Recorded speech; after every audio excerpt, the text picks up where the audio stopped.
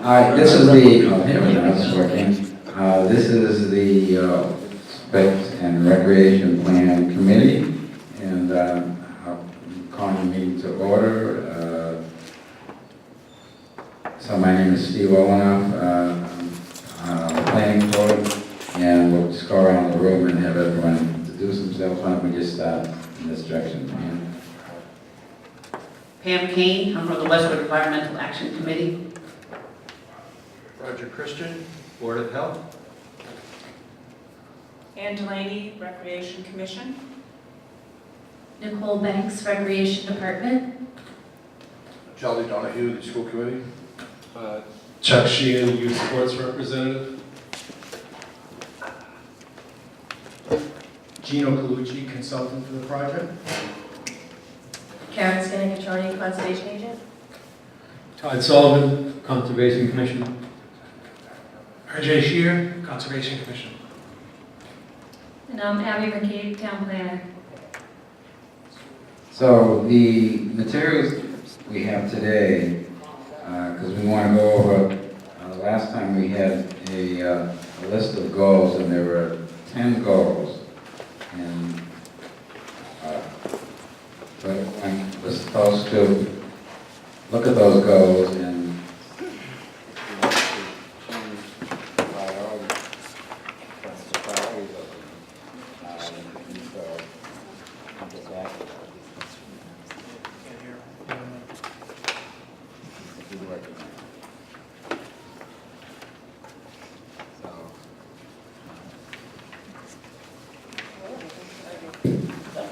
Okay, no.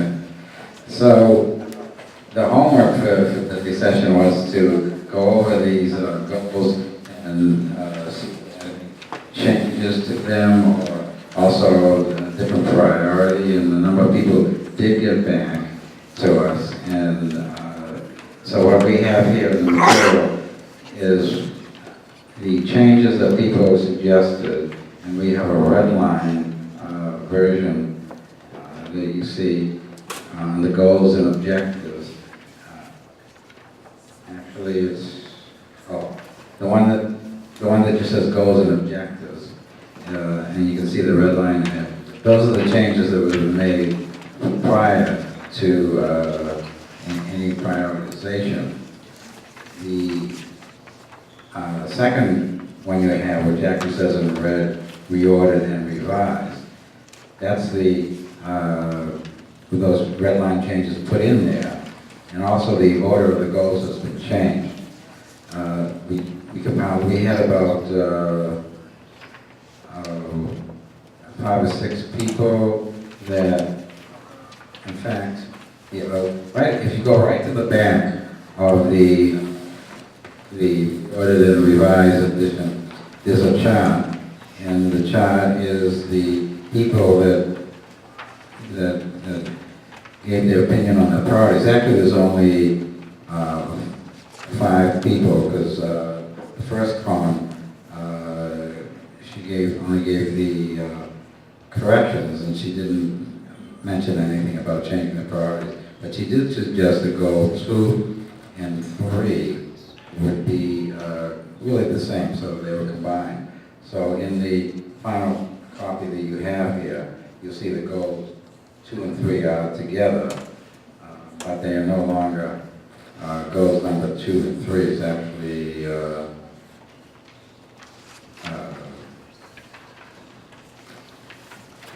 it's actually goal 1 now. It's moved up. So so what Nora did was compile what everyone wanted for this, combine those scores, and came up with a new order for the what the goals should be. So the final, the reordered and revised version that you see contains that new order of goals. And some of them didn't change at all, like 7, 8, 9, it's still 7, 8, and 9.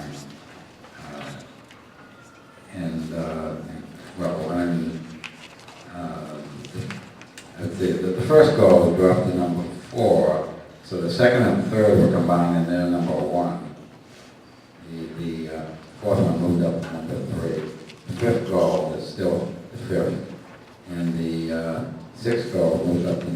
2, that's the management plans for the conservation areas. And then 7, 8, 9 are the same, so there's no 10 because we combined 2 and 3. So, I had a chance to look at that, that's all confusing. Just look at read through as we go down here, and then you can see what we have for the later. Now, I noticed that there are quite a few things that are redundant. They're mentioned maybe in more than one place.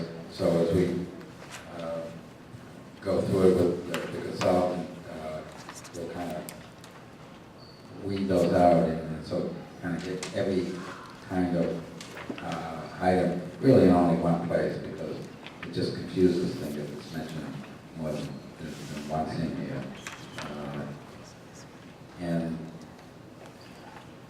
And you know, I think this could be made a little bit clearer, cut down on some of it. Look at goal number 4. Just the goal number 4. I'll read it.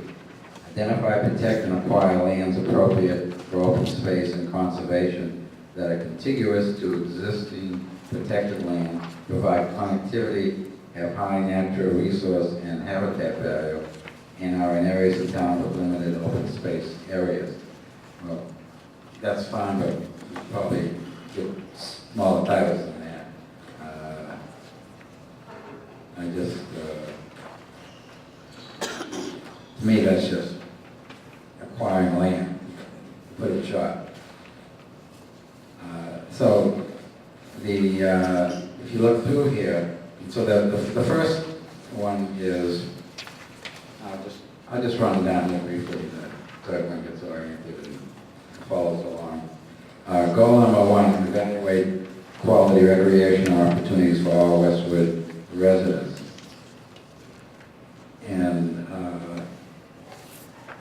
Steve, Nicole and I had several comments on the recreation goals. I didn't realize we were supposed to have submitted them ahead of time. right, that's only. But Nicole does have copies. I don't know when would be the appropriate time for us to provide those copies so we can. So no one's seen that. So why don't I just run down first and then I'll turn it over to you. So the first one is evaluate those recreational opportunities, and I'm not sure, but that's really like a goal of the plan itself, what we're trying to do here, which is identify general problems and how things are going. I don't know that there are any direct action items that would come out of that. But I think generally when you do a plan, you like to have, you know, what are your goals, and then you like to have associated with it an action, one or more action items with each goal. And so for goal number 1, I'm not sure that it's a goal as much as it is. So can I ask a question about this one? In the changes that we put together, this is one of the ones that we made changes for. Quite a few of the objectives I, scratched off, and we felt that we had already accomplished many of those, so I just wanted to clarify if the purpose, and it sounds like this is what you're saying, is to have more action items once these are put in. So we sort of reduced this to like 3 action items that would be in there that we haven't already. And I think maybe some of these were carryover from the previous plan that have already been accomplished by the town and commissions involved. All right, you think it would be good then to pass out what you have now, so we can look at it? Okay, I have copies.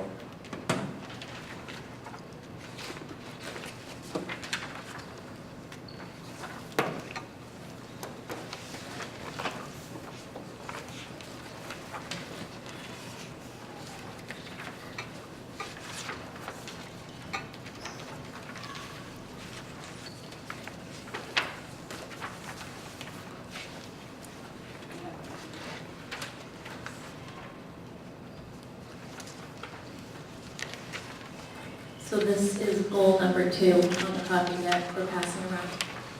All right, so Yeah, this is the reordering. this is reordering, so.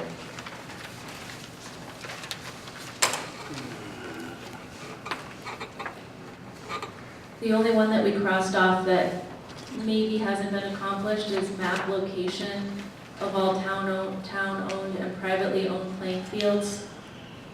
So we have all the addresses, we have all the inventories. I don't know that we have it mapped, but I think a lot of it is mapped.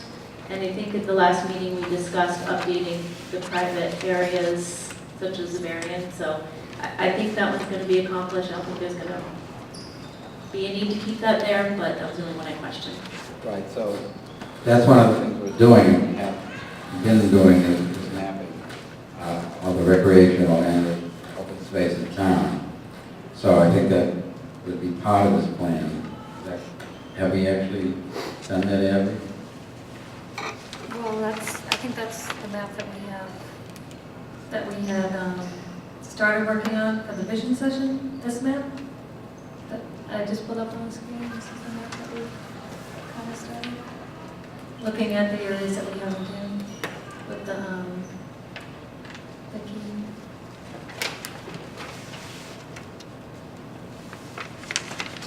So Gino, maybe you can answer this for me. Do we keep these things in this plan and they're already done and maybe some of those will be listed in the plan? Or do they not go in the goals section because they'll be in the plan? If, should I need choice? Get that?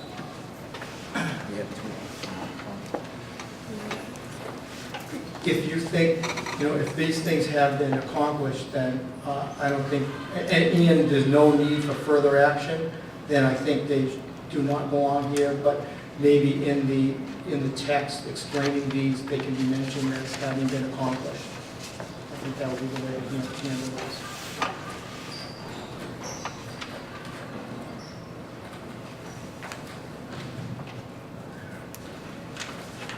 Yeah, so I always look at the plan as anything that we can all agree upon and do and accomplish as part of the plan is a good thing just to have in the plan, rather than say, we're going to do this, we're going to, if we've already done those things, then there's no sense in it's in the plan, but it's a plan of laying out what we have, like where the record where the open space is. So that's all part of the plan, but before we actually go. So, This goal feels also repetitive of some of the later goals. When you look at our changes, we may not need it. We may want to combine it with some of the others, or maybe move goal. It was number 5 on the old draft. To expand, what number is it on this one? tonight, It's still number 5. Oh, no, it's not.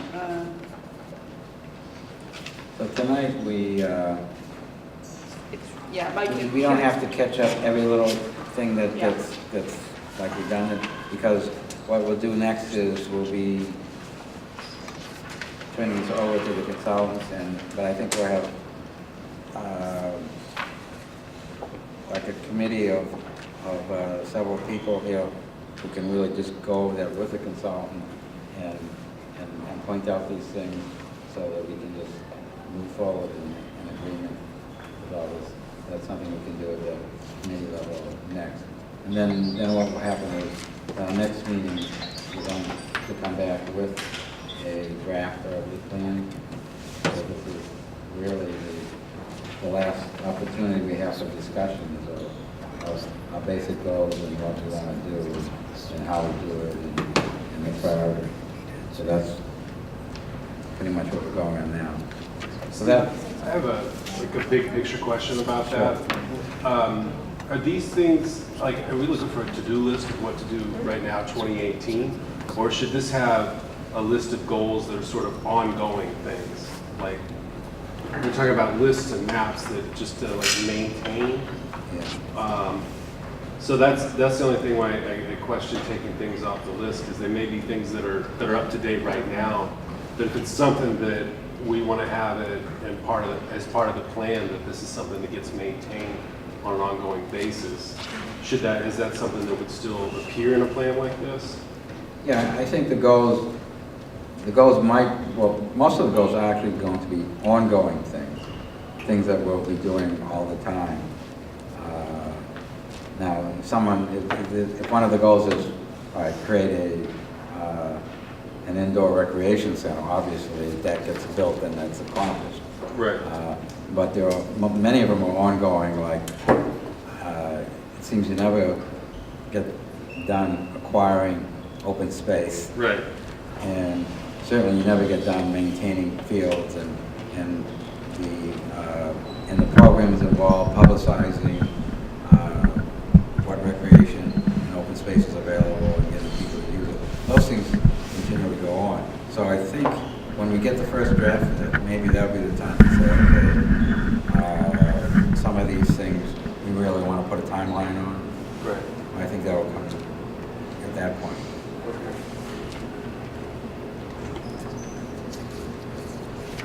So that was, sure. So it seems like there is not a lot of people that have actually responded to this.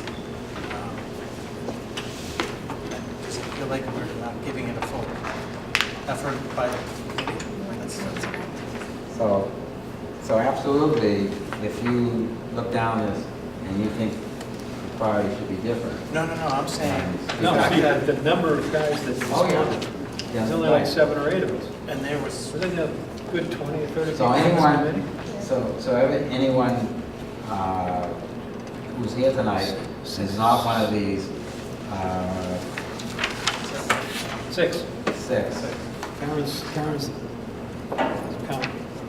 6, and then I'm 7 because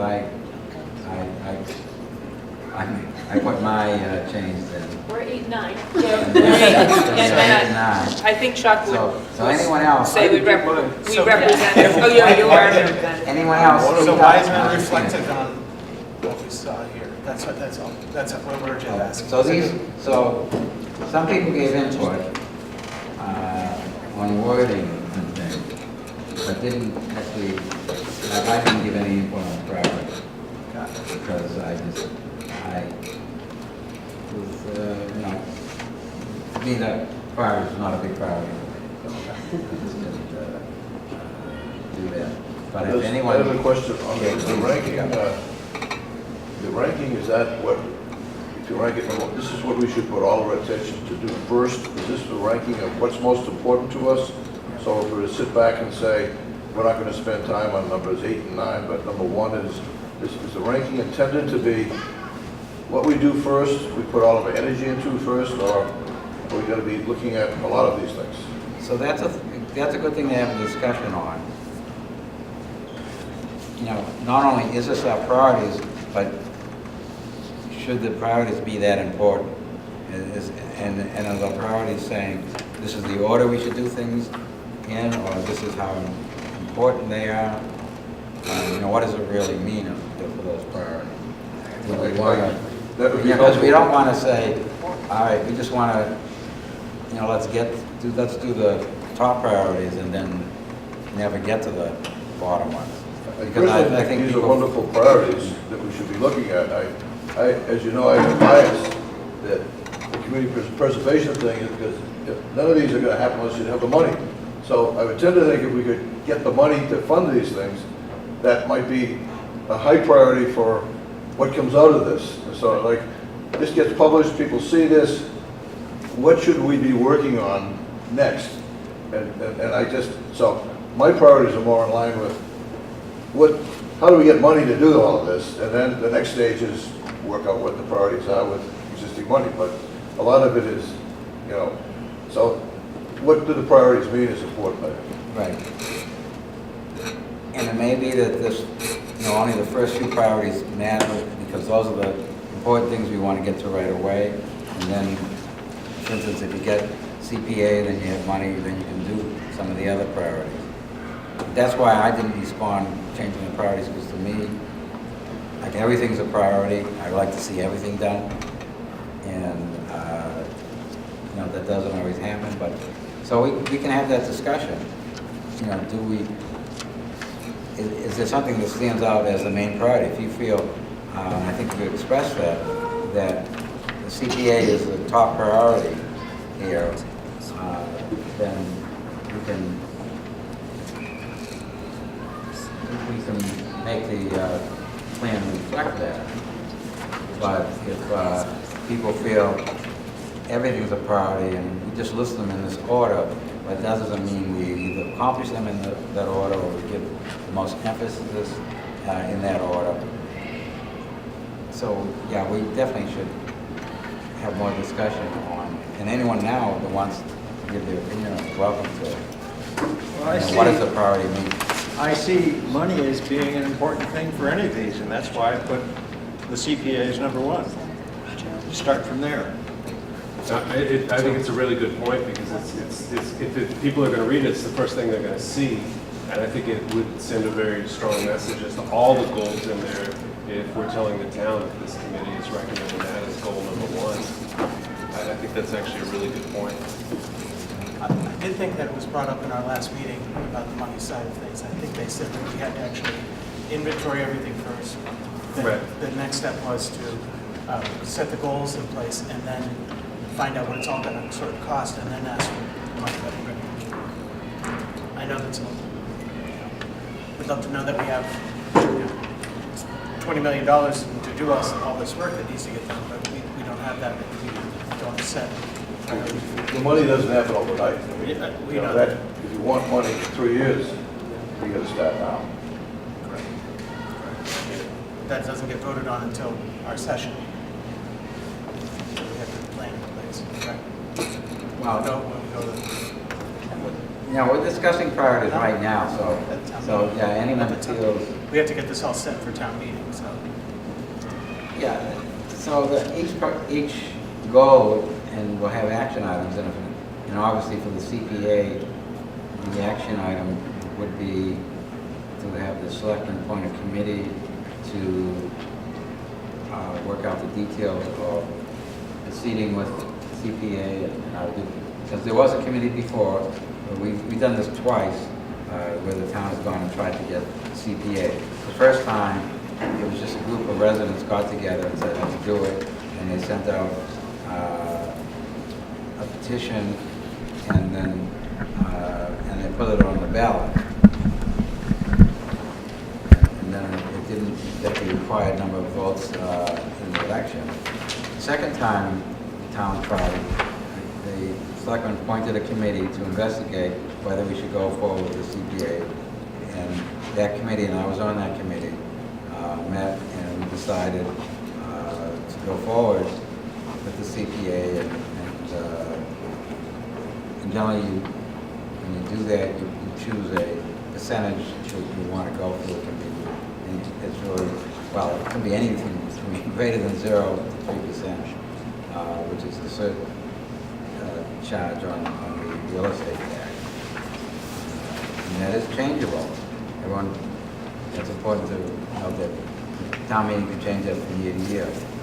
But we did that, and then we went forward to town meeting with our recommendation to town meeting floor that the town adopt the CPA.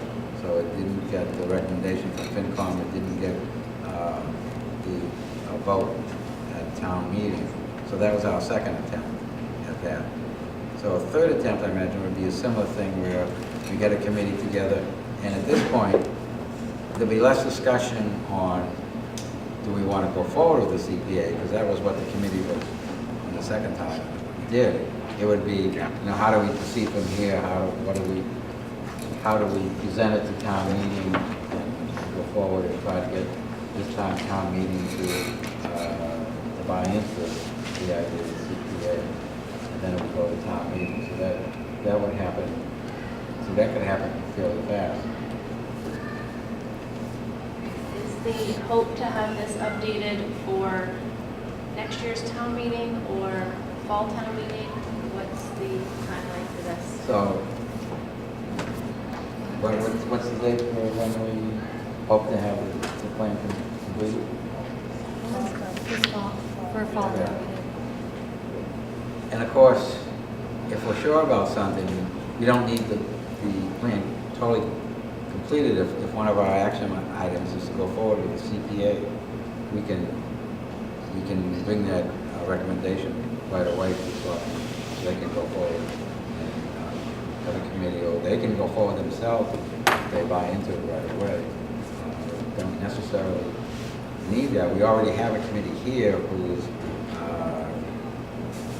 deciding, yes, CPA would be the thing to do, would be a means of getting the money to do this.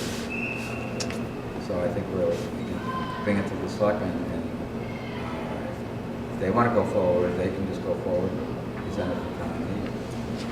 Or they can have a committee which will further investigate it and present it to town meeting. But we know at this point that the consensus of this committee is that we should go forward and get the CPA passed. So, yeah, where's the other one?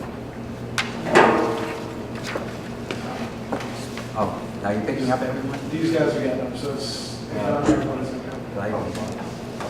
Hi, so my name is Steve Salone. I work for Open Space Results. I do consulting for land trusts and landowners relating to conservation issues. So I've had the benefit of working on a number of open space plans in different communities. So I just wanted to make an observation about the prioritization process. So one of the advantages, as you know, of having an open space recreation plan is you are eligible for state grants of various kinds. One advantage of not ranking your goals is that it's hard to predict which elements of your plan might be the first or second opportunities for grant funding. And so if you have thoughtfully and laboriously ranked them from 1 to 9, and just by chance it's the 8th objective which has the first funding, you're then in a position of saying, instead of this was a goal of our open space plan, it's identified as the 8th out of 9 goals in your plan. And whereas otherwise it's presumed that every goal of your plan is thought to be kind of a critical element of your plan.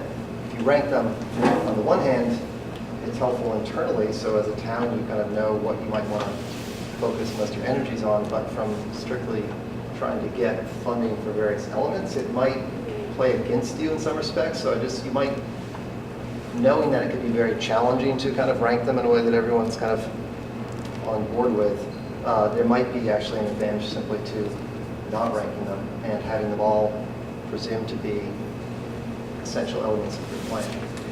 You can also then, as you go through the action plan process, and you look over 7 years and identify when you're trying to execute each of those elements, you can put some of them further down the timeline as a way of trying to,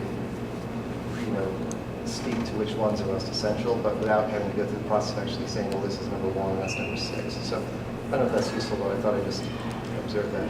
And generally, I haven't seen them ranked or articulated in a prioritization way. They're more kind of just like 1 through 6, but they're not identified as being important in that order. So, thanks.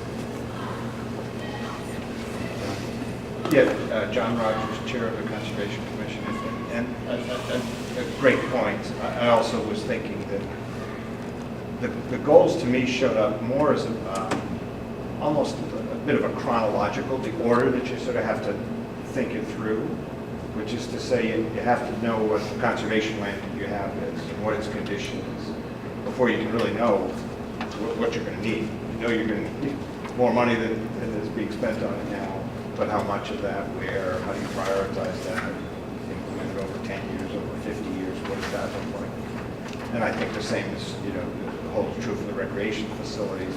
And so to me, the goals that were listed there, I was thinking more in terms of what's the sort of logical progression? What are the things you really kind of need to get done early on before you can then go to maybe go to ask for a CPA. If it's failed to pass twice, may be that there needs to be some effort to make sure that it, third time's a charm, and that it will pass, and that the number is right, for that. And to try and predict that at this point in time is premature. So to me, there are some that showed up naturally, the sort of inventory of what's there, what are the town's, expectations, which is the town, the community character. To me, that seems like something that should be worked through a bit before you sort of make that ask, and awareness about existing open space and conservation areas, even recreation, I think might be thrown into that. It seems like it's of all the same sort of thing. So to me, that's the way I was viewing these goals, as essential parts of the overall picture. Guiding principles Yeah. for the town. Yeah, and some of them, if you do goals, then you kind of think, okay, first we'll do this and then we'll do the next thing. But some of them you want to do right away.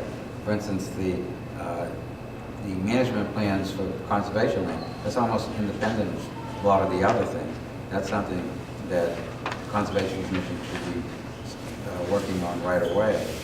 And it's independent of whether we go for CPA or whether we want this facility or that facility.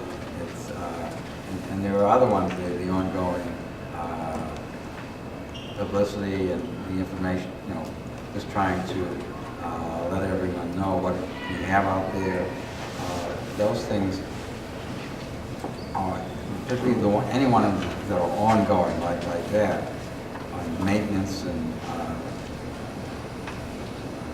it's not like there's a specific action that needs to be taken in a certain order. So I really think that's why I wasn't concerned about what the goals were, and I think maybe we should just not list them as goals, but instead have a timeline for different items. For every item where there's an action, we have a timeline associated with it, which says we start on this right away, or this is something that would have to wait until something else has happened, or this is something we're looking at, 3 or 4 year timeline, that kind of thing. Well, bear in mind that is the next step, is that the action plan component of this, for each goal and objective, will identify a timeline, the responsible board or committee or department or whatever to take prime responsibility, resources that may be available to implement each one, as well as the timelines. So those are all part of the action plan. I just have a quick question on procedure. When the plan is done and presented, when the plan is done and presented, it goes to the town meeting. Will this committee continue to meet forever, where we would come and say, how are we doing on this goal or that goal, or reports from everybody, or is this committee intended to disappear? That's the first question. And if we did the Community Preservation Act, the selectmen have to appoint a committee representing many of these same groups to come up with goals for funding as a part of that. So would there be 2 committees at that time? Would this committee continue just to see how we're doing without money, how we're doing in things? So just, I'm kind of looking at where this will go after we finish our work here. This committee would be done when the Open Space and Recreation Plan is done. But there may be other committees, for instance, the CPA committee, or if it's decided we should go forward with some kind of, let's say, a certain recreational facility, then a committee might be formed that would be looking into that particular recreational facility. That might be some of the same people on this committee. It certainly wouldn't be all of the people, since we have people on this committee, some who are very much oriented towards open space, others are oriented to recreation. So you wouldn't want that whole committee anyway. You want a more specialized committee to go forward. So this committee would end, and then hopefully there would be one or more other committees formed to do one or more specific things that are outlined in the plan.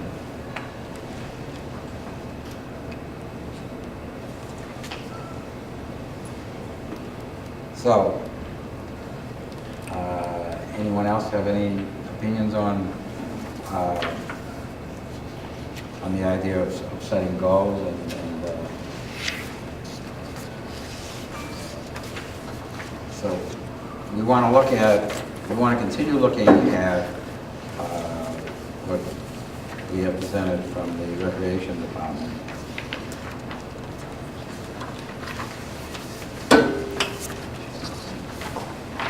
So, So do you want to run down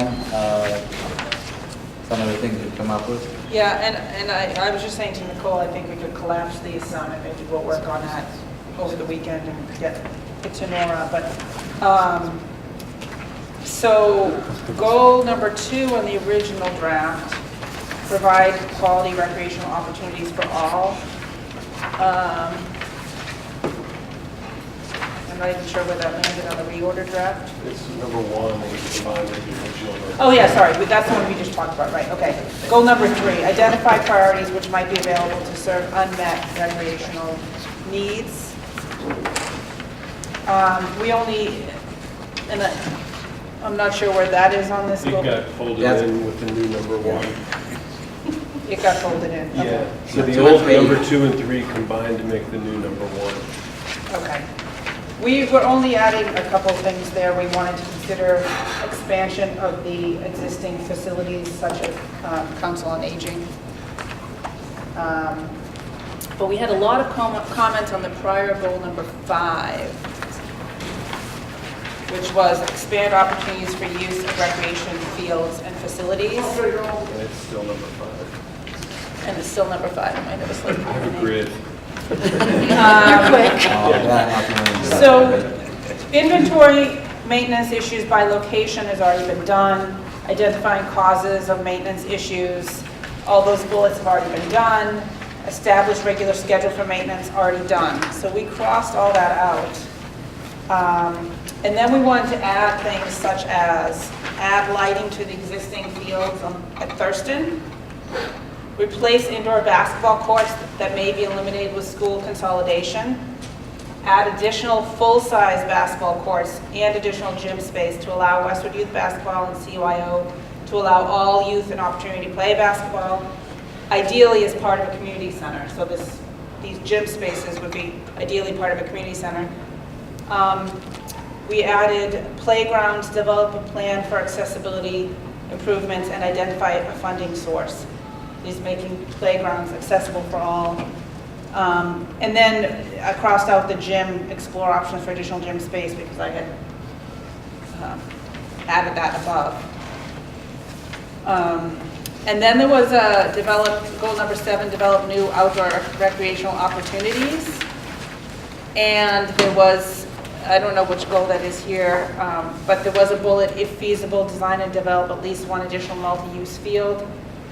And Nicole added with lighting. I think that's very important, especially for the spring season, when kids don't get on the fields until late, and even at the end of the fall too. There's just not much time if you don't have lighting on these fields. There's just not enough time to get all the youth sports groups out there. So I think Nicole and I want to take it offline and see if we can collapse them, the goals some, and get Nicole something maybe by Monday for the next week. Yeah. I mean, get Nora something. Yeah, you can make a first pass at getting it smaller, and then, well, a few of us will get together, I think, with Nora, and see what more we can do to get this a little more concise and get any redundancies out of there. Because, just,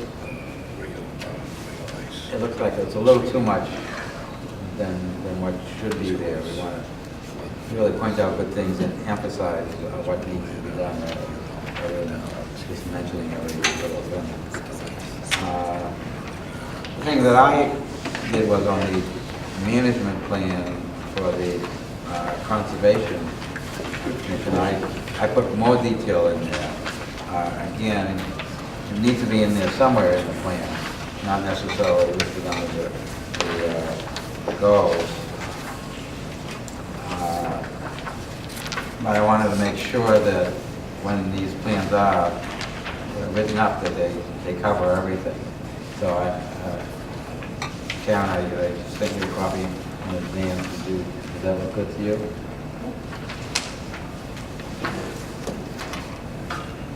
And because the whole point of doing the conservation plans is, the conservation land is not all the same.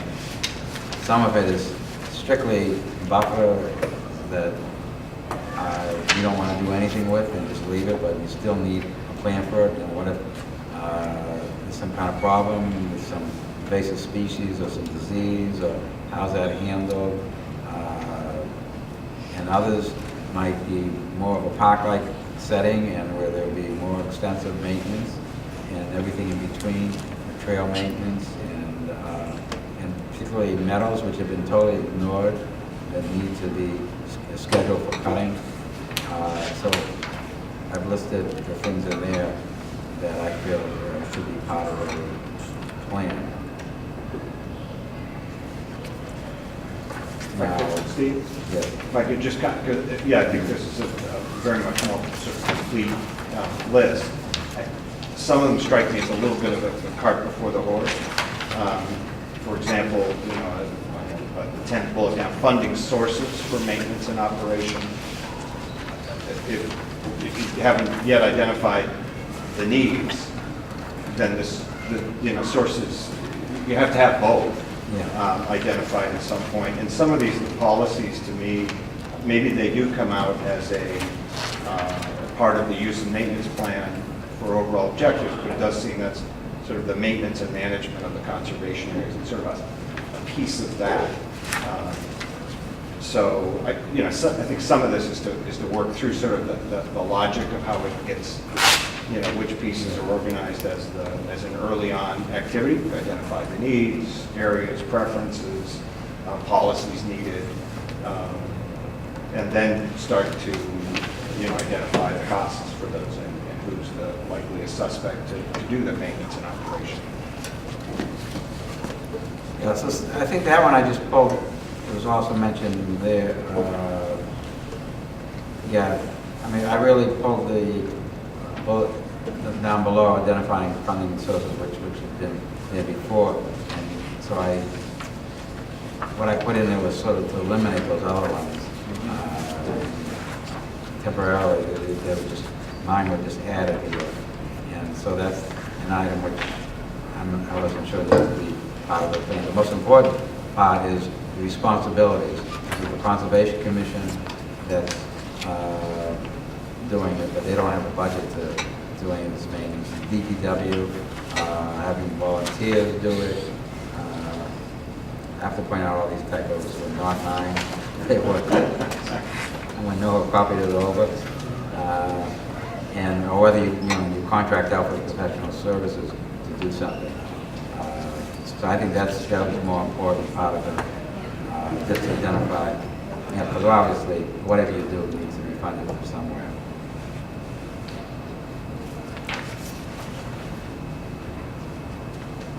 So we had, and I also would point out, especially on some of these, because I mentioned having volunteers,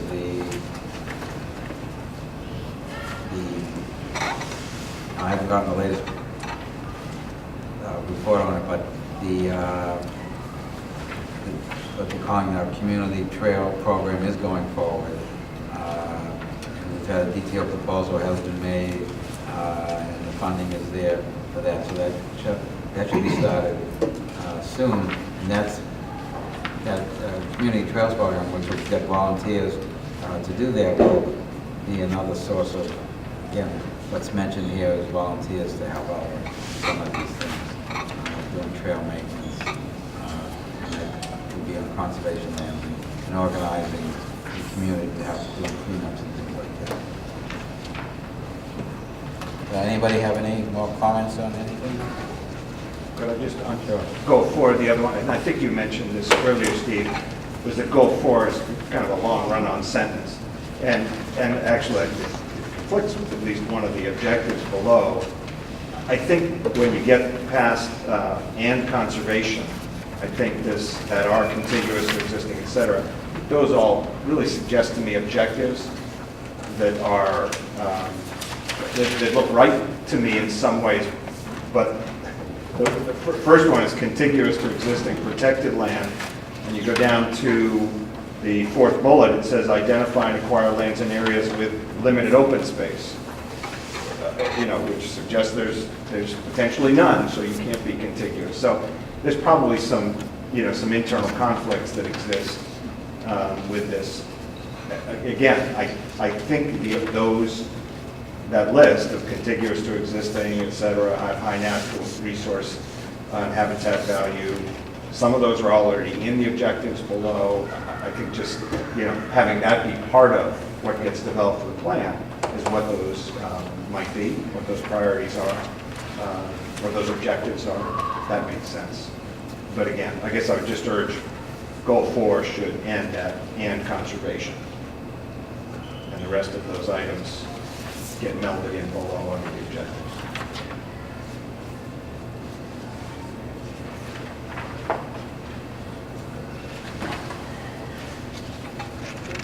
I'm getting a little lost because of so many. It's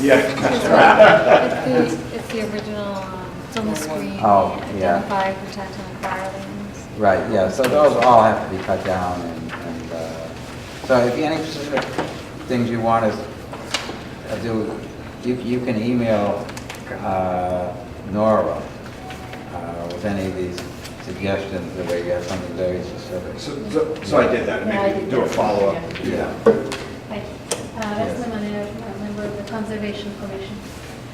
So I did have a suggestion about this goal 4. Yes, it's very worthy. I think the intent is actually to expand the network of open spaces. How do you expand the network? You meet certain criteria. Expand the network of open spaces for conservation value or in areas lacking open space. That's something like that rather than contiguous to rule.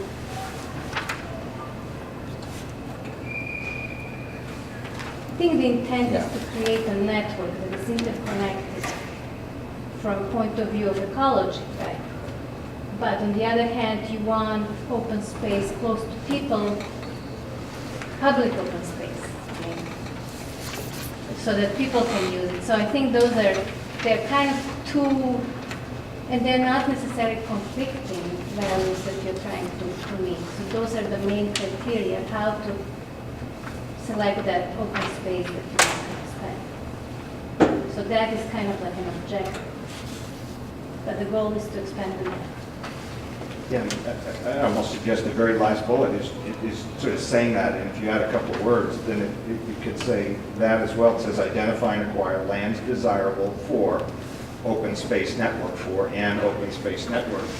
There already exists one today from the Bike and Ped plan that identifies a sort of a connectivity that exists for that sort of, bike and ped access, and I would suggest you do the same for open space areas. In fact, to me, they're almost tied together.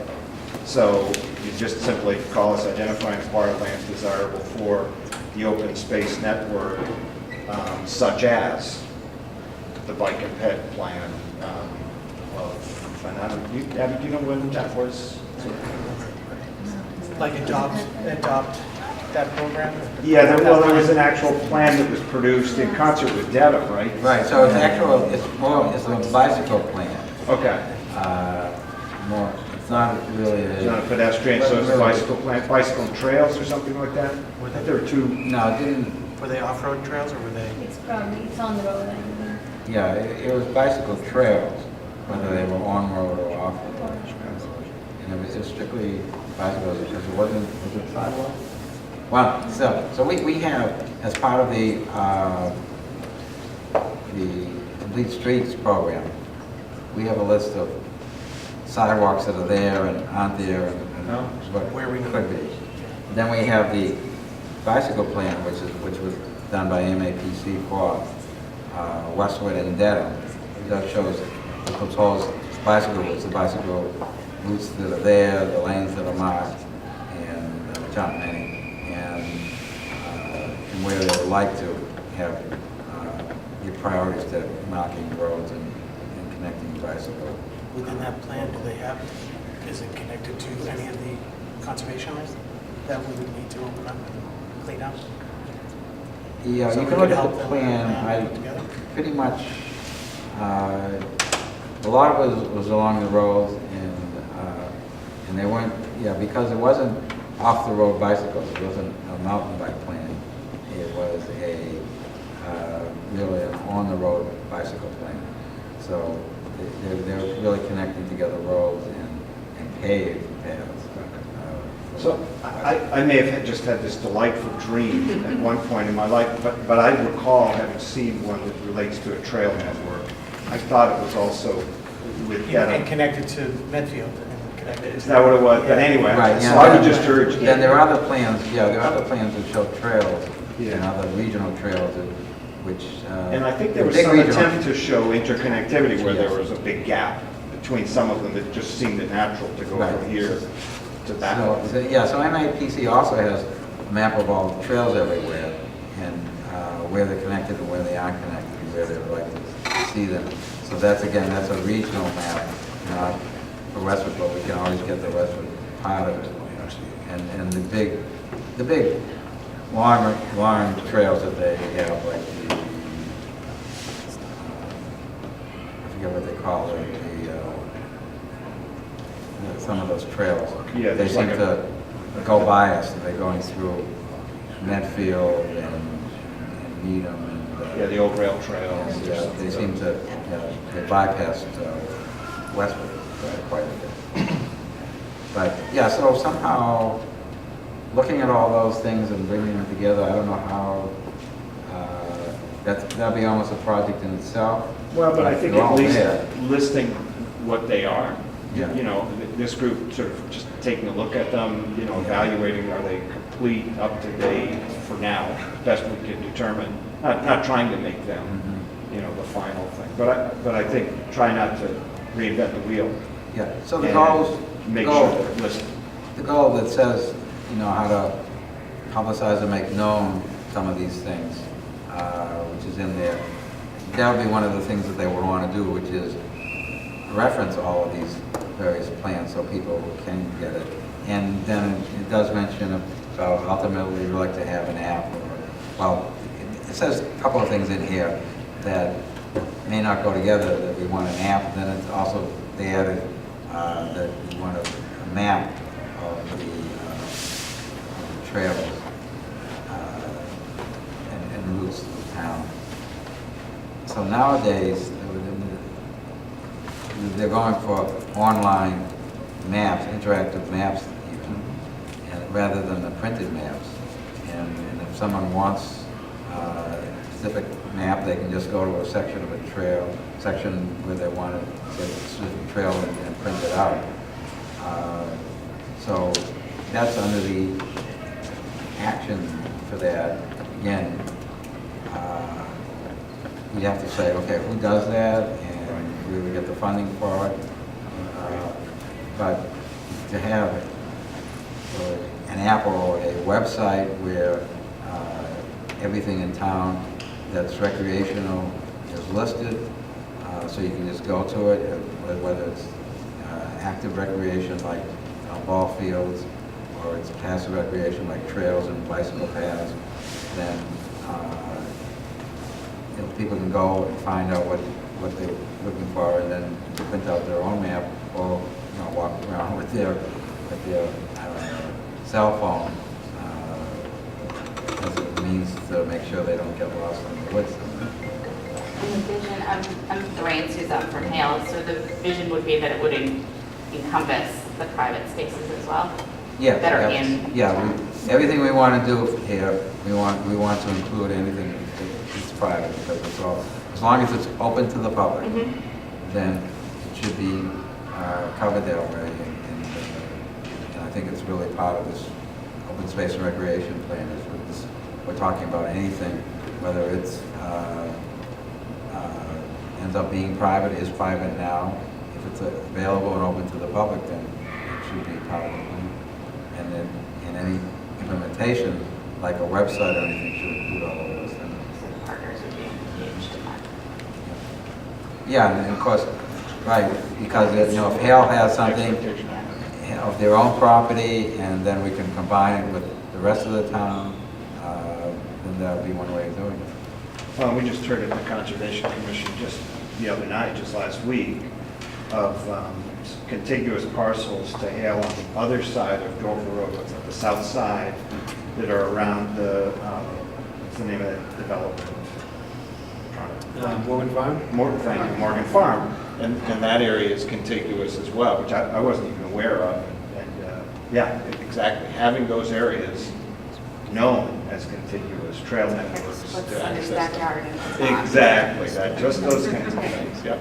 Yeah, and there are sort of public trails on private property, and this town hasn't done much on that, but other towns like Lincoln have done extensive work with that, where they've gotten trail easements, and so they have maps. They used to have maps.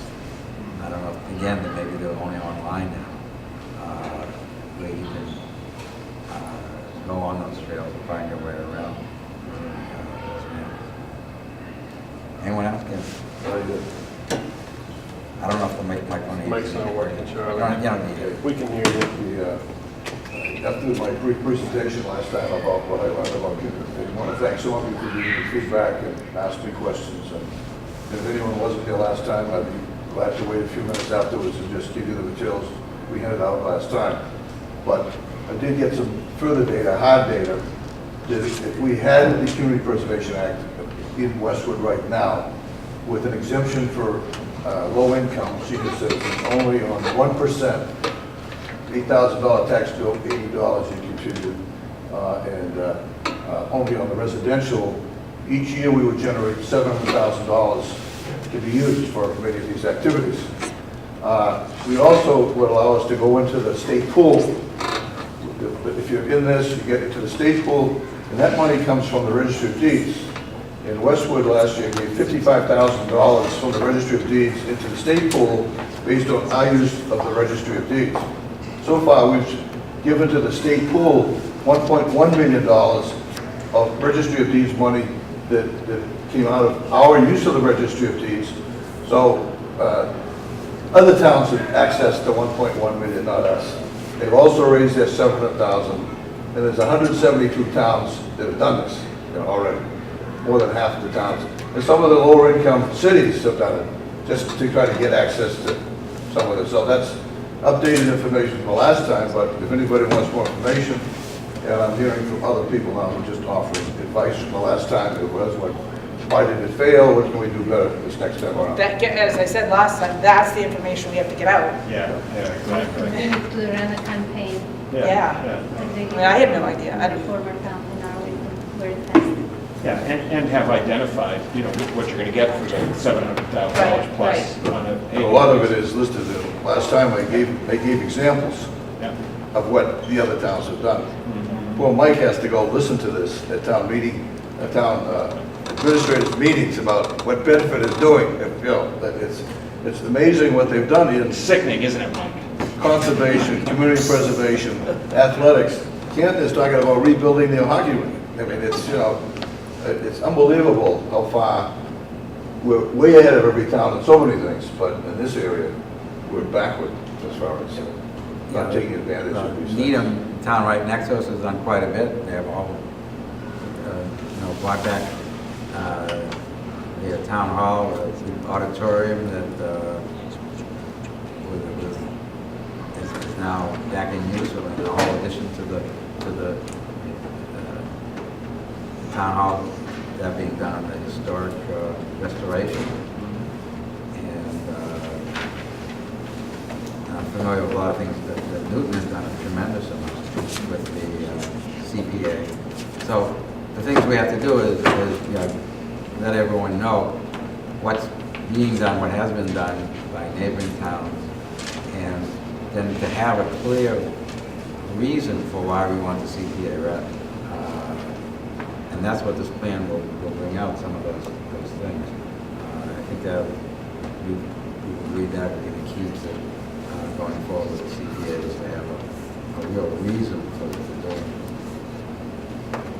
One other point about that is last year the CPA match was a little over 17%.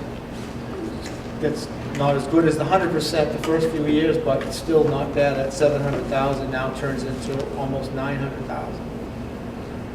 Yeah, if you can go to the bank and get 17% interest, you think that was really great. So that's one way to look at it. As far as the plan goes, I think there's some changes that are going to be made, I think. Resubmittal, is that what we're talking about? So at this point, nothing's going to come back to the group for editing kinds of things. We received all the edits. You see a lot of them here. We just got some more tonight from the recreation people. Did you already, John, submit some, or are you going? Yeah, and I think I may just make a couple of send modifications based on the discussion. So what we'll do is, I think, we may have just a small group of people get together, and run over all these edits, and clean it up one more time, and then it goes to the consultant.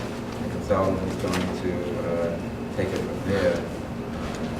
And so now is our chance, any further guidance we want to give our consultants on what we want to see in the plan, and how it's going to be. Well, they've done a lot of these plans before, so they know how to organize it. But any specific content that we want to give them that isn't here already, and that's why we're here tonight. The only thing that came to my mind was this, we're really, and I think of it in terms of recreation facilities as distinct and separate from open spaces, even though there's, they butt sometimes. But I think looking for opportunities for where we can get, frankly, a lot more of both or of one, if you sort of try and combine those. I mean, clearly the recreation is wide open space for fields. That's what's really urgently, of all the things listed in this stuff, as far as I'm concerned, it's very clear that recreation fields is the most urgent. Well, the recreation community center, we're going to make that more prominent and be because the indoor programming space is very limited as well. Yep, exactly. So anything that can be included in the plan that sort of identifies where you can sort of combine forces, get more, because the land is a limited resource, especially flat and available land. It's not wet, it's not got other issues going on. So anyway, I don't know how to sort of wrap that into this. Maybe it's implicit, but maybe that's a community character thing. Anyway, just. Yeah, we've already listed what are the possible places where there could be land and where they would be suitable for recreational things. And there are a couple of pieces of property that are kind of in limbo right about now. And open space. And the other thing, I mean, it's been a long time since you saw these, but there was a time when stormwater management was a big priority. We didn't have enough stormwater facilities. Well, one natural place to store stormwater is where people are not going to be using open space, and that was fields. So they used depressed fields for stormwater storage. We can't do that. But there's fields that they have developed where you can provide stormwater management underneath the field, which is what we do. We require residential development. They put small galleys underneath yards. We do large galleys under fields, and so we can work within the confines of the Wetlands Protection Act, the town's bylaws, both on wetlands and stormwater, and get more. And you know, if we work together to make that happen. So anyway, again, it gets a little complicated, gets lots of into the weeds of, you know, specific parcels, specifically what is desired, whether it's from a recreation standpoint, you know, active or passive recreation standpoint. But anyway, maybe just put that out there, give that some consideration. Maybe there's a way to sort of wind that through as well.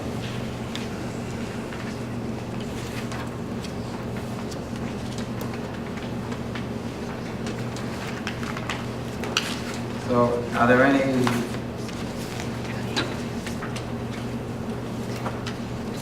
other of these objectives that we want to look at? Because we've covered a few of them. We haven't covered all of them.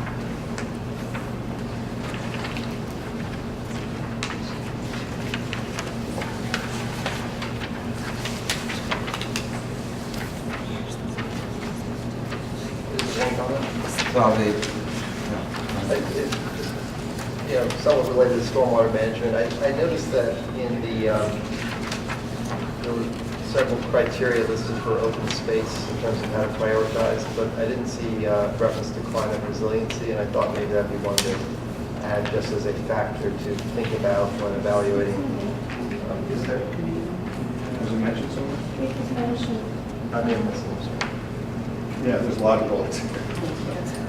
Well, if it's not there, then maybe that'd be Monitor added. and adopt as appropriate best practices for sustainability and resilience to climate change. Under goal 4, Goal 4. second line. Yep. Is that the? So maybe Maybe it wasn't in the original. I'm thinking of That's just actually for the conservation side. acquiring properties that are identified as being It wasn't. high function for climate resiliency, as opposed to again. And that's what, that's the section it's in. It's in the identify, protect, and acquire land for appropriate open space and conservation. It's the very second to last bullet. But it's about, it's not, the way it reads is that it's the stuff that's already there, not a priority, and how you identify it. And that's a good point. Yep. Provide, so it almost wants to be more of a provide, monitor. Yeah, it looks like the after, not the identify. Yeah. I was thinking of a qualifier on maybe the third bullet, where it's talking about high value due to natural resources, wildlife habitat, water supply, and maybe climate resiliency. But I think there's a lot of bullets that come under what you consider high value. Absolutely. Clearly, that's one of them. Yeah. So, and one nice thing about that is there's already, Audubon's already done that data layer, so it's kind of an easy thing to Yep. access.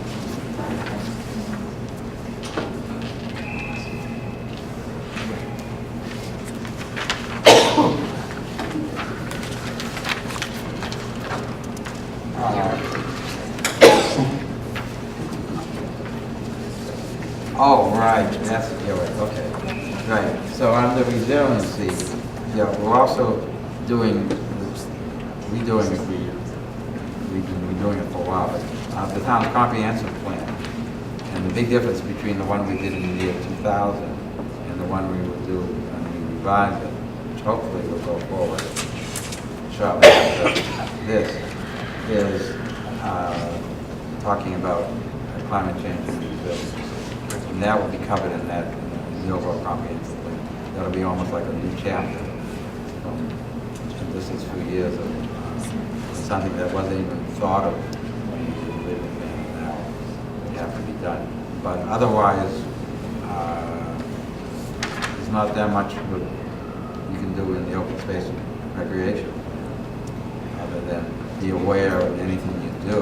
Well, I think what I was trying to suggest is that in identifying parcels for conservation, one factor that can be considered along with known habitat or things is simply the importance that parcel has in the kind of fabric of climate resiliency for the town and the region. So just in the same way that there's a vernal pond or there was a known rarity, you might elevate the status of it. You could also do that if it was important for climate resiliency purposes. And so that just is one factor that might be taken into account. Right. So far, I don't think the town has thought about the yeah, and that, to that level where they're thinking about, okay, where's this going to make a difference and Right. where not. Yeah, so Audubon has a site called Mapper 2.0, MAPPR 2.0. As they basically look at a parcel by parcel basis across the state based on their data layers in terms of which parcels they consider the most valuable from that perspective. So it's kind of something, if you're interested in that as being a criterion, then it's pretty easy to kind of plug and play and figure out where those areas are. And what are the criteria? Well, they do look at some of the same issues in terms of the known rarities and kind of known kind of character of the habitat. And they also value, with climate resiliency, they're putting emphasis on the size of the space and then the adjacency of other open space, with the theory that the adaptation needed for plants and animals requires possible movement as things change. And so, and also just that general disturbances can be a stressor on some. So it's kind of, that is one of the factors that they use. So we can ask Mike Gillette. Mike, where does the town stand on any kind of emergency planning or climate change resiliency, that kind of planning? I know MAPC is doing it for a number of towns, looking at things like, what could possibly happen in large storms, that the town need to be prepared to either handle or take steps to prevent. Are we thinking about anything about that yet? Not in the way of expanding what we already know. We know where, through experience over the last many years, where we're prone to flooding, under what circumstances. And most of it's near the Pontiac River, which tends to overflow. There are other areas like Washington Street where we've had some problems, Willard Circles and other areas. So we've identified areas that we know are prone to flooding and really severe storms will flood. And we've become cognizant of how to deal with them. We're not doing something with respect to, or yet doing anything with respect to climate change and whether or not that's going to have an impact on us. Yeah. I think a lot of communities that are doing the analysis of climate change are the ones that are more closely aligned along the coastlines, because those are the ones that are more prone. So I know there's some people who believe that it's more of a problem than we realize, and that with increased storms and things getting worse, there'll be flooding in areas which you didn't see before, and resulting in areas of town that might be cut off from the rest of the towns, cut off from emergency services and things. So a lot of towns are doing that planning, realizing that you have to start looking at things you haven't looked at before, simply because things are changing. And so I know that's why a lot of these towns, obviously though, the ones right along the coast, concerned about that, but a lot of other communities are doing that, and I think they're urging all communities to start thinking about that and doing that kind of planning. Well, as a matter of fact, you might be familiar with, the state has a new program now called Municipal Vulnerability Preparedness, MVP, and it's specifically to provide funding for towns to evaluate their climate vulnerability issues, like including culverts or in other aspects of forestry and things. And so it's sort of modeled after green communities, where there's a first step where you become designated as an MVP community, and they provide the funding for that, and then you're eligible for implementation funds. Unfortunately, the deadline for applying for this latest round was last week, but there's multiple rounds, so it's something you might want to look into for the next round. Is that done once yearly or quarterly or? It's been less than a year. The second round was less than a year, and I understand there's the segment of the program that for implementation, there's going to be another round in July, so there may be another designation application in July as well. And I'm sorry? who administers the program? Oh, it's, And funds, MA, PC? no, it's not MAPC, it's the state, DEP, I believe. It's through DEP, you think, rather than Think- DCR? It's it's either DEP or DCR, or, no, it might be Energy Resources. No. I'm not sure, but I can't remember. I would May not be suggest either. that that's in keeping with all that we've just been discussing, so Absolutely. that reference should be, added in. Yeah. And, yeah, that should be, That could be one of the next steps. yes, especially if it does the a big job. answer is though, it's not really going to be covered in the open space and recreation plan, other than to mention that when we acquire lands, that should be one of the considerations Yep. for it. And our comprehensive plan will definitely be looking at that. And in the meantime, the town may want to start thinking about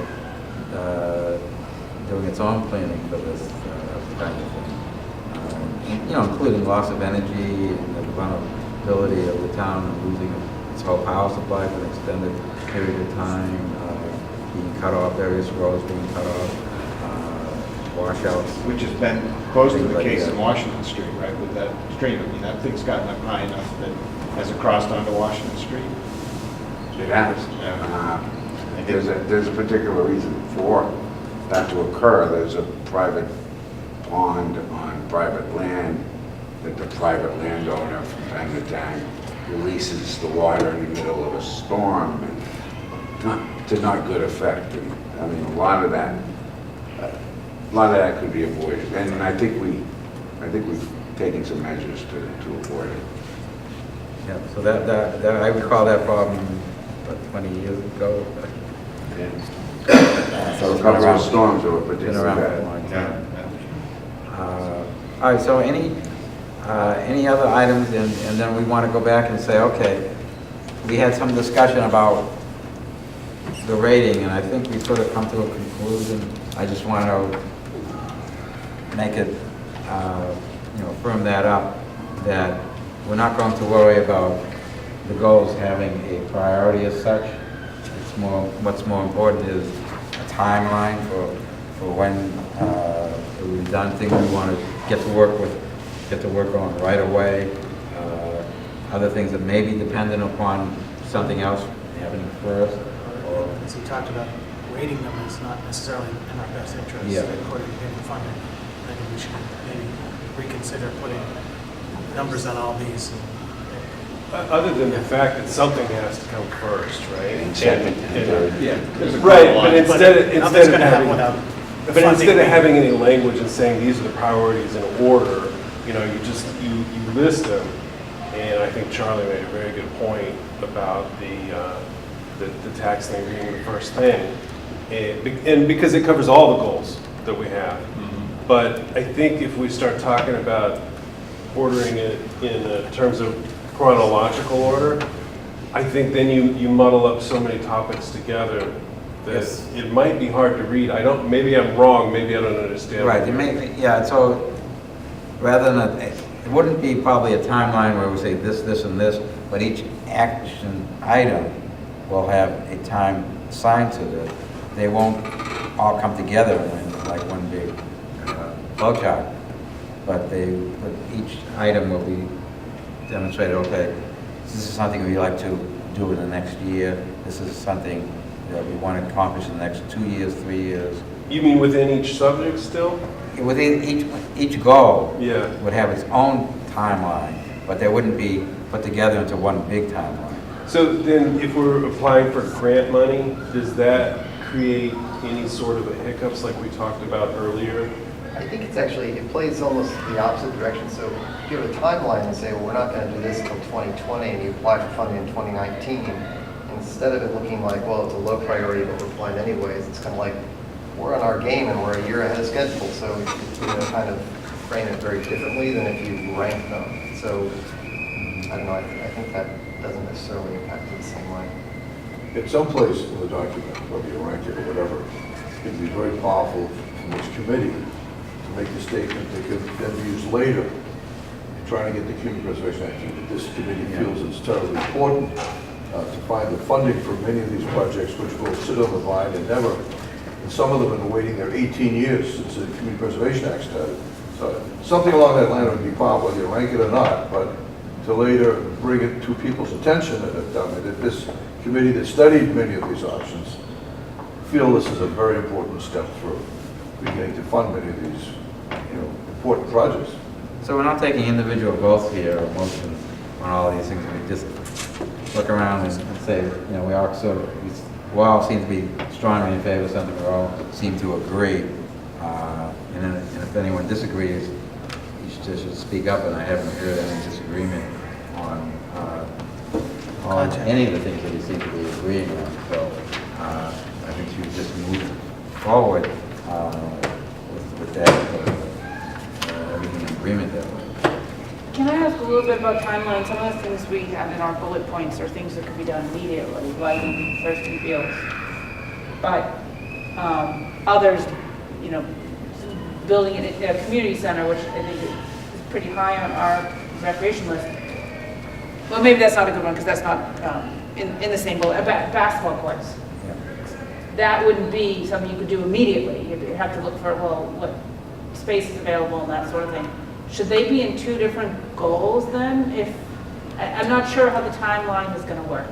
Yeah, so, because you might have a general goal, but you might have specific action items that come out of it. And could each action item? So each have a action different item could have its separate timeline. So I think it would work that way. Absolutely. I think that's how it would have to work. Yeah. I think if we're honest with each other, the goals are going to be proceeding, we're going to be trying to get them all accomplished at the same time. But what's going to be in reality is certain ones you're going to be primed for certain ones to move forward earlier because there's going to be an opportunity. There's a developer that's developing some land, but they want to put some open space aside. You don't know what the opportunities and when they're going to come, or there's going to be grant funding available for a particular thing on our goal list that's going to present itself. And so I think the goals themselves are going to all be going forward together, and some of them are going to just happen because an opportunity has emerged. Well, as a matter of fact, the way it would be organized is the goal would really just be the heading of the section, and each objective would have the timeline. The goal itself would not really have a timeline. Right.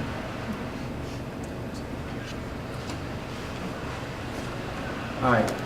Are there any other questions or any specific goals that we haven't talked much about 7 and 8, which are pretty hefty goals.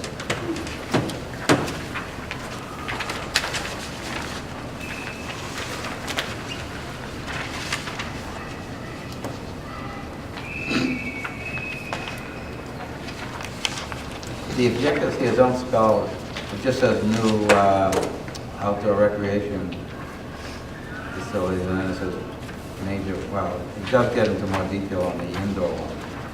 Yeah, I think we want to take a look at consolidating maybe 7 with others and making 8 more prominent. Yeah, I think 7 could definitely be folded up into the others. Yeah. And then 8.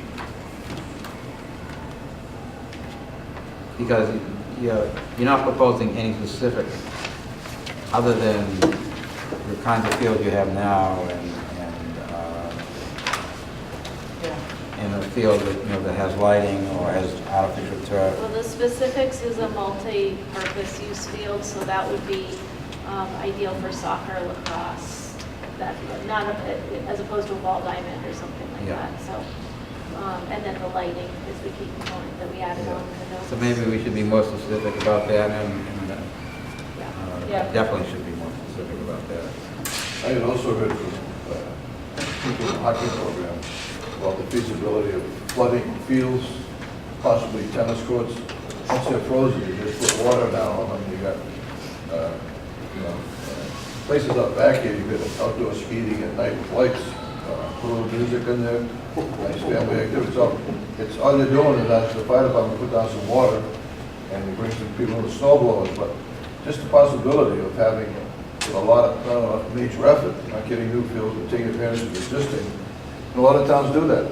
And so there's hundreds of people out skating at night, kids use it during the day, and they're just using their existing fields with, and they're using tennis courts that way. So before we're building a hockey rink, that might be an opportunity to do a lot of recreation in the wintertime in a much safer place than Buckmaster Pond, which is very dangerous.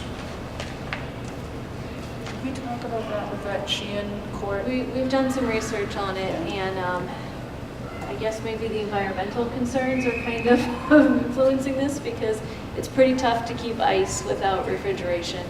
And in our area, at least the past memorable years in memory have been not good for creating ice. You'd have to have a very flat surface with a very shallow depth of water to even hope to get it frozen. And it's most likely not gonna stay frozen. As soon as you hit the beginning of February, your sun is just beating on it, and It's not a heavy investment. I've done 5 in my backyard. yeah. And you're right. So I've That's a seen good the location. last 2 winters, I've seen a lot with the outdoor yard kits that nobody's skating on. Unfortunately, you just Global warming, can't keep yeah, them frozen. We've probably only, I don't have any experience with this, but the ones I've seen people have, I've seen maybe 2 years out of the last 10 where they've really worked. They just aren't, yeah. I came from New Hampshire and we were barely keeping our outdoor rinks going in New Hampshire. So here you're just that much more warmer. And so the research I did, you know, in Brookline's got a really nice outdoor rink, but they have full refrigeration. Patriot Place has a nice outdoor rink refrigeration. Everybody has moved to that because otherwise you don't have consistent ice. You just can't keep it open. We use the Sheehan tennis court for a couple of years, tried to do it. The problem with tennis courts or surfaces like that, the black Absorbs the sun. absorbs the sun and makes it even more difficult to keep them frozen. In summer, it's I know. Yeah, I wish it's I would love refrigerated. an outdoor rink. Yeah, we've talked about it, but we talked about it with refrigeration. Where's that one? Yeah, yeah. An outdoor refrigerated rink, yeah. That, I mean, that could be one of the objectives to consider. Absolutely. And I think I'd I like think I to brought it up set last time, the indoor hockey Terry rink Cross for the Pond, they recreation did an amazing job. community center. They Maybe have- that's the- All right, hang on, I think we asked for that last time.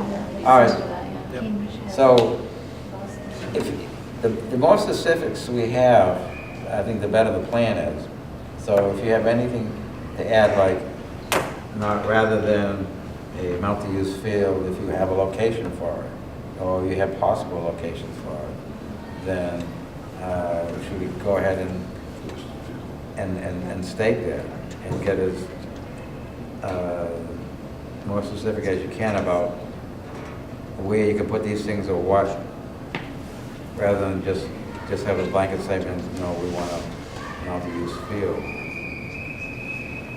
So could you add more things and get it into us?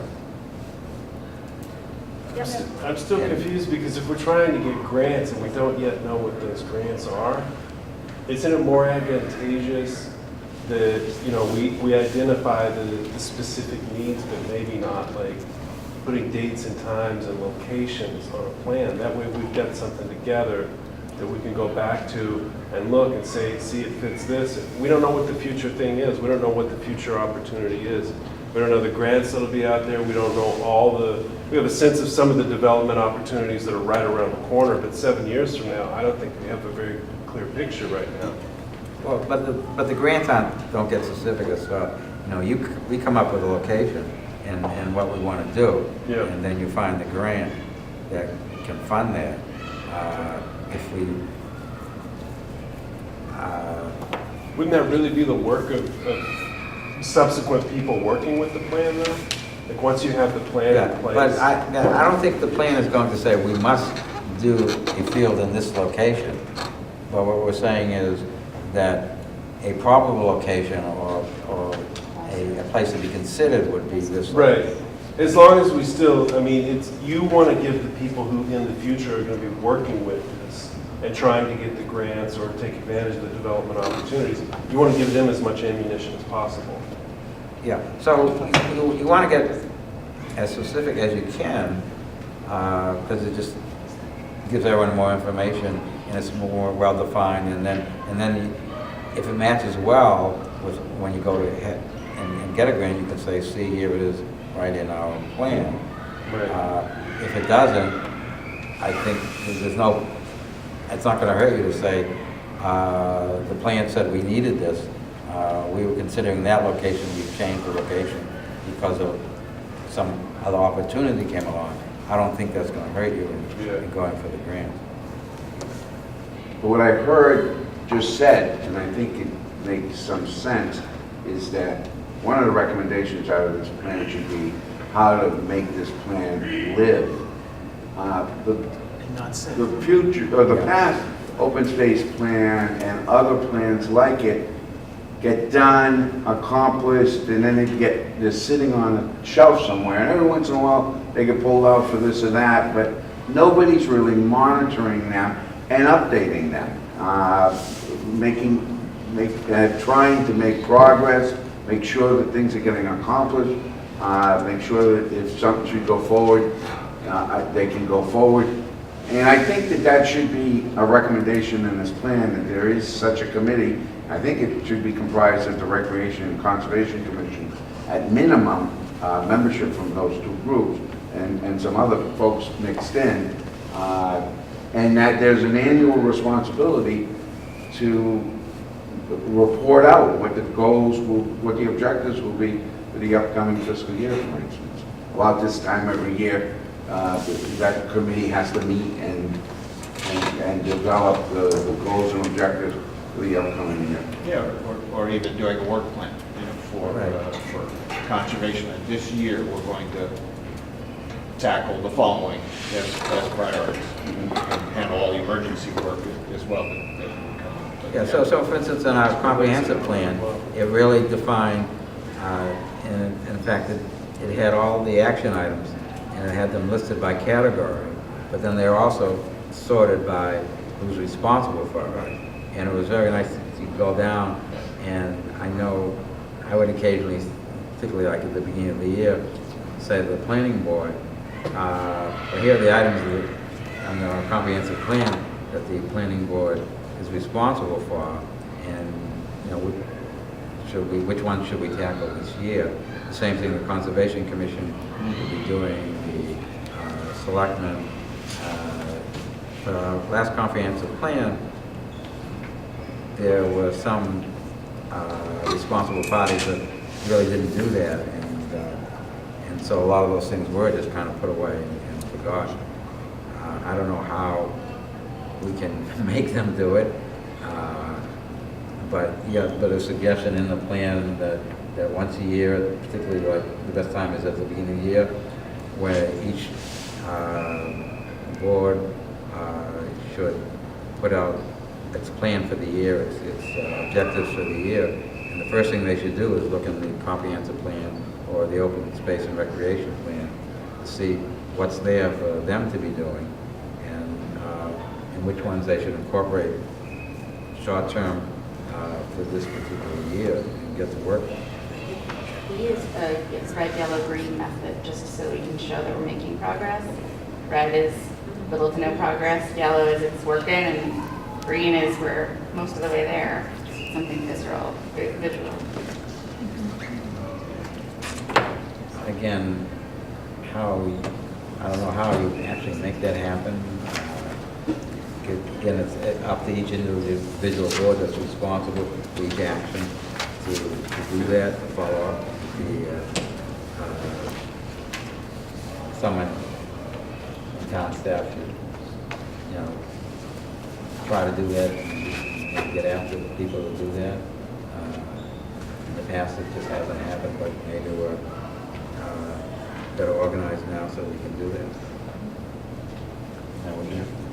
Oh, yeah, my comment was on goal 6. One of the things that we talked about a lot on our Conservation Commission is Perry Cross Pond. They recently did some raking over there. They cleaned that pond up. and made it A, look much better. Looks like a pond again, which was completely overgrown, which is what we have growing in every one of our water areas, is overgrowth, invasive species. And we'd like to sort of figure out a way, fund a plan to break a lot of the, not to be 100%, but of the So open water space. that's a specific small conservation land, right? Yes. Yeah. So again, that pond would have its own management plan, which since you probably want to give that one a priority to go down and create a plan for it. For it and for the next pond, and the next pond, and the next pond, and the next pond. Yeah, so you may do a series of ponds together if they're all the same. You may do them separately, whatever is most efficient. And then you have that plan, and then with that plan, then you can, part of the plan is, where do you get the funding to continue to do that? And I'd love to see that on goal 6. With that. Yeah, so that's almost under the,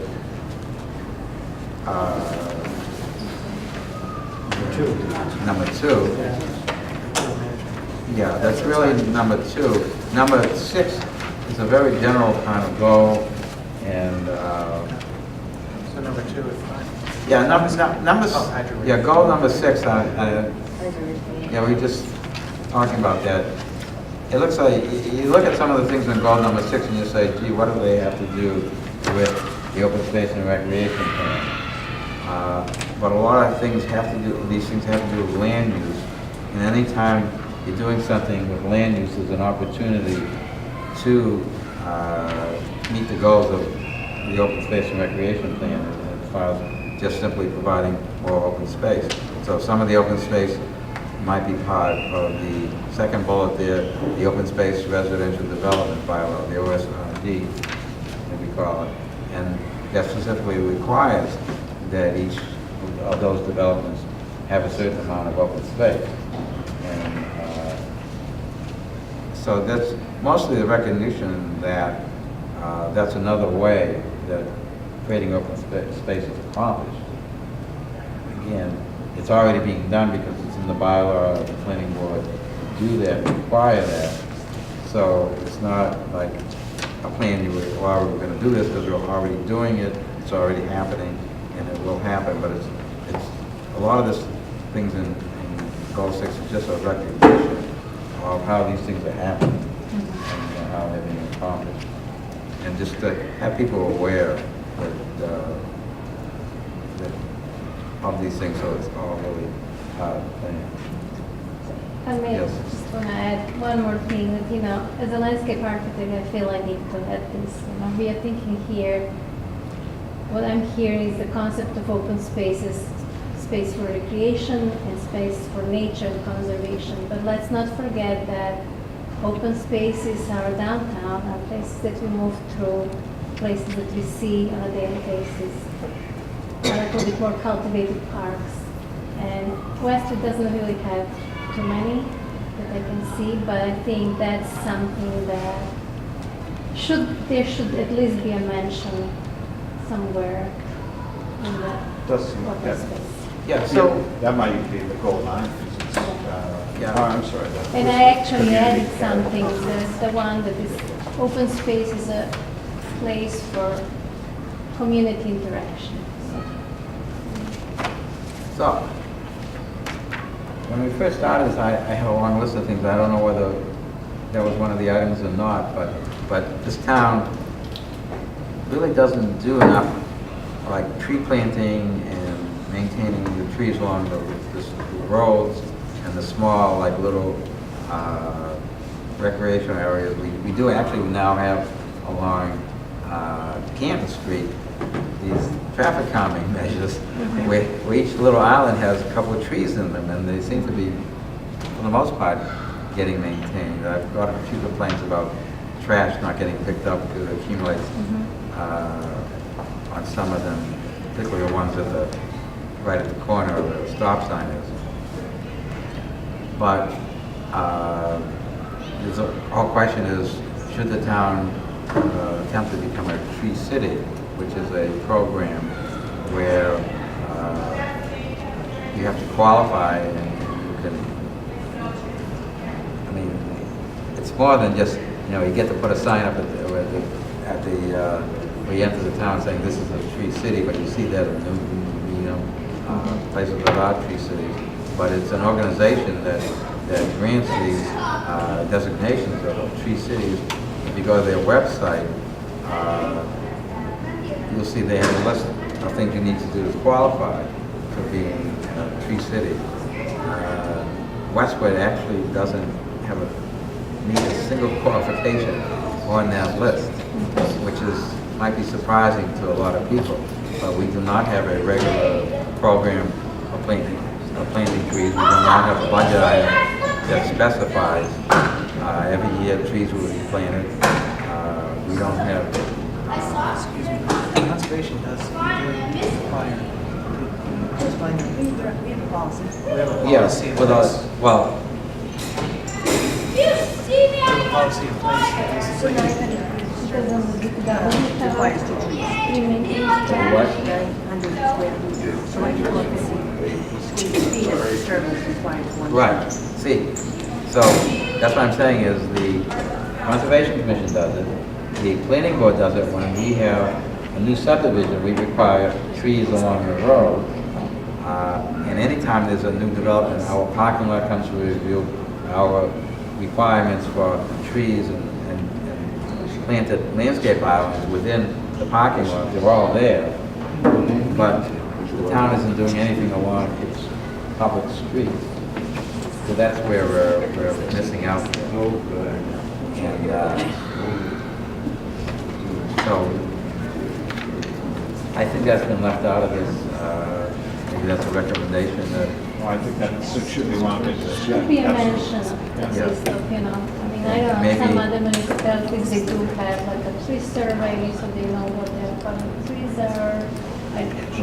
There is a policy for maintenance, but I don't know if that's done. We have a budget item to remove dead and diseased trees that our DPW does every year. But there is no budget item to plant new trees, or even to replace any of the ones that are removed. So I think that should be an item.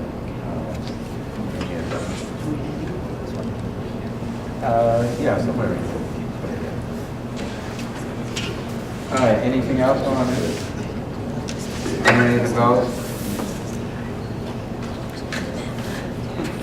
Okay, so getting back to our agenda, because most of our agenda is small items. Review of open space maps, and we're not exactly sure what open space map that is, but we do have the map.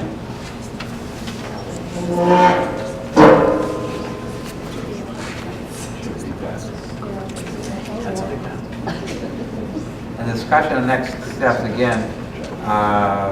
We've been mentioning what the next step is. Everyone finished getting their input into Nora. We'll meet with the consultants, we'll meet with Nora and try to clean up some of this, and then it gets turned over to the consultants, and they come up with the first draft of the plan. And our next meeting,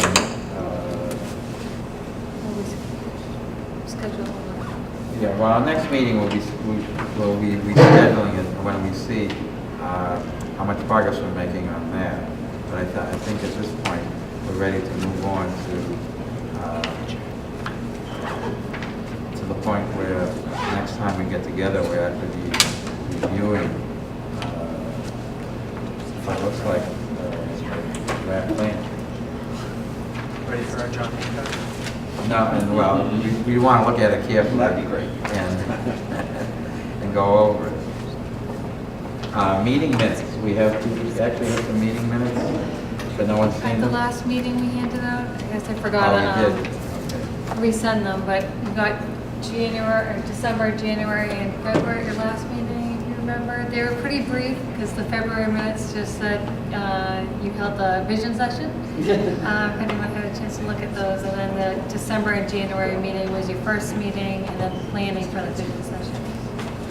I have a few copies here if anyone had a chance to look at them. So, Do you remember if we got them last time? I don't think we voted on them last time. so we do have a quorum here, and so we should really move forward and get these minutes taken care of. So do I hear a motion to accept, how many minutes do we have? 3 cents. 3 sets of minutes. I'll make a motion to accept 3 sets of minutes. I'll second. All right, all in favor? Aye. Okay, that sounds like an unanimous vote.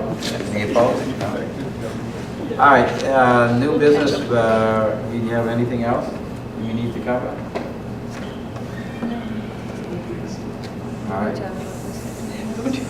Yeah, the next meeting will be scheduled, and we'll just send out emails, and the regular